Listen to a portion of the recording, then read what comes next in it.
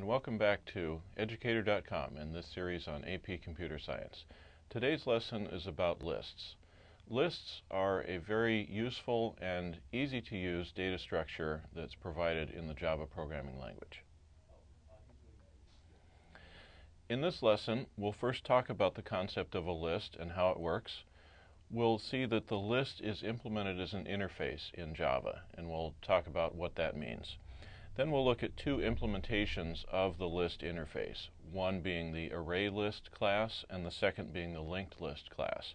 We'll look at a real example of implementing a list in both the ArrayList and the linked list classes, and then we'll briefly talk about some of the trade-offs between the two implementations of list, ArrayList versus linked list. A list is simply a collection of objects. Any type of object can be stored in a list. However, primitive types such as int, boolean, and double are not objects, and therefore they cannot be stored in a list. If you need to store a list of integers, doubles, or booleans, or any of the other primitive types that are not part of the AP subset, Java provides what's known as wrapper classes. And the wrapper classes have a name similar to the name of the primitive type. So the wrapper class for an int is integer with a capital I, wrapper class for double is double with a capital D, and the wrapper class for boolean is boolean with a capital B. Now the wrapper classes integer and double are part of the AP subset. The wrapper class boolean is not, but I did want to mention that there is such a wrapper class in case you have a need to use it in any of your code. So Java provides these to allow you to store numbers or boolean values in a data structure that only accepts objects, such as a list or an array. A list provides a set of methods for storing, accessing, and removing data. Those are the three primary things that we do with a list. And also for determining the number of items that are currently in the list. These methods are all predefined. You don't need to do any work other than simply use them and use them correctly. Lists are implemented in Java through the list interface, which is designated list with a capital E inside angle brackets. And a list E holds objects of type E. E can be, in fact, any object type. You can have a list of predefined objects like strings or the integer wrapper class that I just talked about. You can also create a list of any user-defined objects that you may have in your code. So if you define a class called student, you can add students to a list that you create because they are objects. And any type of object, whether it's predefined or user-defined, can be stored and accessed in a list. Now, because list is an interface, not a class, we cannot directly instantiate a list. You cannot instantiate an interface. You have to have a class that implements that interface.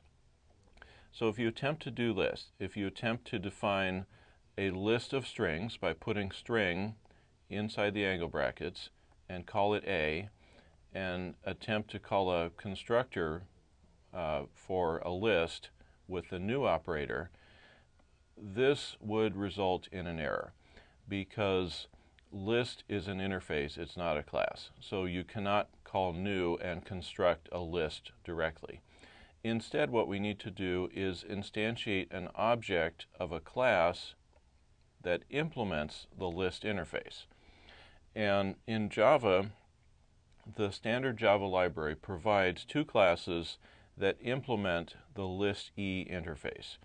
And those are ArrayList and linked list. If you have a need for some custom implementation of a list, you can simply create your own class that implements the list E interface. And as long as you correctly implement the interface, which is to say you need to implement every method that's defined in the interface list, then you can create any class you want that implements a list by implementing the interface.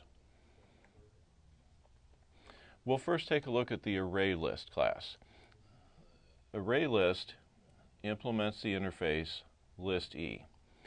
So because ArrayList is a class, we can instantiate an ArrayList. So what we do is we declare an ArrayList, and then we put the type of object that we want to have in the list inside the angle brackets after the keyword ArrayList. We name the variable that we're going to use to access this ArrayList, and then we call new ArrayList with the same type again and the open and close parentheses. Because we're calling a constructor, we need open and close parentheses even though there's no parameters that we're passing. And that will create an ArrayList that contains strings. It initially does not contain any strings, but that is the type of the object that it is set up to contain. And it assigns that to the variable that you listed here, which in this case is A. So we can then access that array list of strings through the variable name A. Behind the scenes, an array list stores its objects in an array. So what the array list does is it declares an array behind the scenes, and that's where it stores the items that you pass to the array list, that you want to put in your array list. You don't have direct access to the array. You don't have a pointer or a name of the array that you can directly access. So instead of accessing objects by using the array syntax, the array list provides its own set of methods. And you must access the items in the array list through the methods that are defined in array list. You cannot access it through the underlying array. The array list automatically handles memory allocation.